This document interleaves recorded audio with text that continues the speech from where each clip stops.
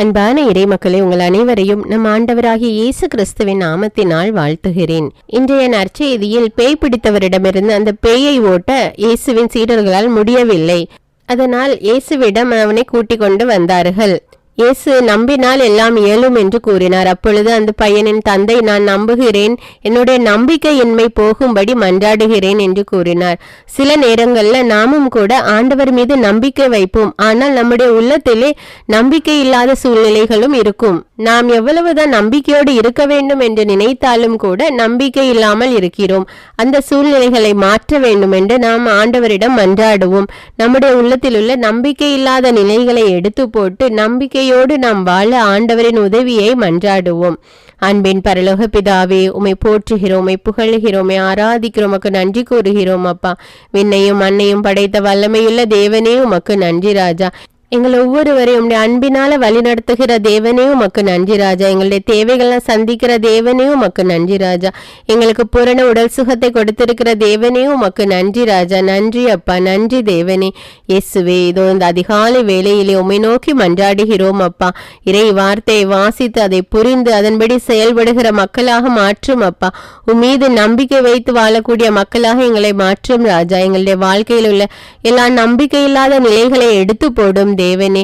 எப்பொழுதும் ஆண்டவர் இயேசு மீது நம்பிக்கை வைத்து வாழ எங்களுக்கு உதவி செய்யும் ராஜா. உம்முடைய இறை வார்த்தையின் மீது நம்பிக்கை வைத்து வாழ எங்களுக்கு உதவி செய்யும் தேவனே. எங்களோடு இருந்து எங்களை வழி நடத்தும் அப்பா. செய்கிற எல்லா காரியங்களும் வெற்றியை கொடும் அப்பா. இயேசுவின் நாமத்தில் ஜெபிக்கிறேன், ஆமீன். முதல் வாசகம் சீராக்கின் ஞான நூலிலிருந்து வாசகம். அதிகாரம் 1, இறை வார்த்தைகள் 1 முதல் 10. ஞானமெல்லாம் ஆண்டவரிடமிருந்தே வருகின்றது, அது என்றும் அவரோடு இருக்கின்றது. கடல் மணலையோ மழை துளியையோ முடிவில்லா காலத்தையோ யாரே கணக்கிடுவர்? வான்வெளியின் உயரத்தையோ நில உலகின் அகலத்தையோ ஆழ்கடலையோ ஞானத்தையோ யாரே தேடி காண்பர்? எல்லாவற்றுக்கும் முன்னர் ஞானமே உண்டாக்கப்பட்டது. கூர்மதி கொண்ட அறிவு திறன் என்றென்றும் உள்ளது. உயர் வானில் உள்ள கடவுளின் வாக்கே ஞானத்தின் ஊற்று. என்றுமுள்ள கட்டளைகளே அதை அடையும் வழி. ஞானத்தின் ஆணிவேர் யாருக்கு வெளியிடப்பட்டது? அதன் நுணுக்கங்களை அறிந்தவர் எவர்? ஞானத்தின் அறிவாற்றல் யாருக்கு தெளிவாக்கப்பட்டது? அதன் பரந்த பட்டறிவை புரிந்து கொண்டவர் யார்?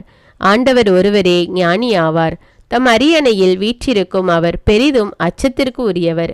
அவரே ஞானத்தை படைத்தவர், அதனை கண்டு கணக்கிட்டவர். தம் வேலைப்பாடுகளை எல்லாம் அதனால் நிரப்பியவர்.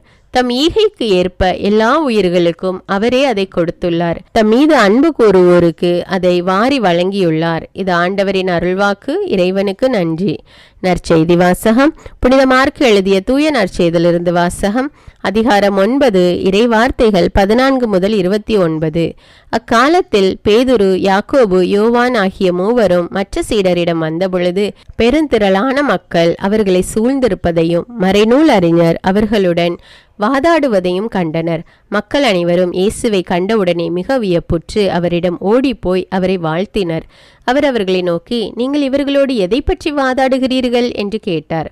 அப்போது கூட்டத்திலிருந்து ஒருவர் அவரை பார்த்து, போதகரே, தீய ஆவி பிடித்து பேச்சிழந்த என் மகனை உம்மிடம் கொண்டு வந்தேன். அது அவனை பிடித்து அந்த இடத்திலேயே கீழே தள்ளுகிறது. அவன் வாயில் நுரை தள்ளி பற்களை நெரிக்கிறான். உடம்பும் விரைத்து போகிறது. அதை ஓட்டிவிடும்படி நானும் சீடரிடம் கேட்டேன், அவர்களால் இயலவில்லை என்று கூறினர். அதற்கு அவர் அவர்களிடம், நம்பிக்கையற்ற தலைமுறையினரே, எவ்வளவு காலம் நான் உங்களோடு இருக்க இயலும்? எவ்வளவு காலம் நான் உங்களை பொறுத்து கொள்ள இயலும்? அவனை என்னிடம் கொண்டு வாருங்கள் என்று கூறினார். அவர்கள் அவனை அவரிடம் கொண்டு வந்தார்கள். அவரை கண்டவுடன் அந்த ஆவி அவனுக்கு வலிப்பு உண்டாக்க அவன் தரையில் விழுந்து புரண்டான். வாயில் நுரை தள்ளியது. அவர் அவனுடைய தந்தையை பார்த்து, இது இவனுக்கு வந்து எவ்வளவு காலம் ஆயிற்று என்று கேட்டார். அதற்கு அவர், குழந்தை பருவத்திலிருந்தே இது இருந்து வருகிறது. இவனை ஒழித்துவிட தீயிலும் தண்ணீரிலும் பலமுறை அந்த ஆவி இவனை தள்ளியதுண்டு. உம்மால் ஏதாவது செய்ய இயலுமானால் எங்கள் மீது பரிவு கொண்டு எங்களுக்கு உதவி செய்யும் என்றார். இயேசு அவரை நோக்கி, இயலுமானாலா? நம்புகிறவருக்கு எல்லாம் நிகழும் என்றார். உடனே அச்சிறுவனின் தந்தை, நான் நம்புகிறேன், என் நம்பிக்கையின்மை நீங்க உதவும் என்று கதறினார்.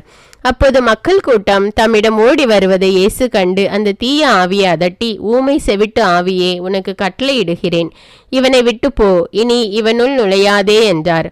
அது அலறி அவனுக்கு மிகுந்த வலிப்பு உண்டாக்கி வெளியேறியது. அச்சிறுவன் செத்தவன் போலானான். ஆகவே அவர்களுள் பலர் அவன் இறந்து விட்டான் என்றனர். இயேசு அவன் கையை பிடித்து தூக்கிவிட்டார். அவனும் எழுந்தான்.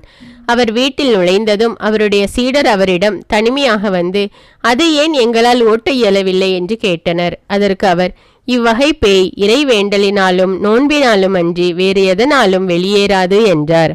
இது கிறிஸ்துவின் நற்செய்தி. கிறிஸ்துவே உமக்கு புகழ்.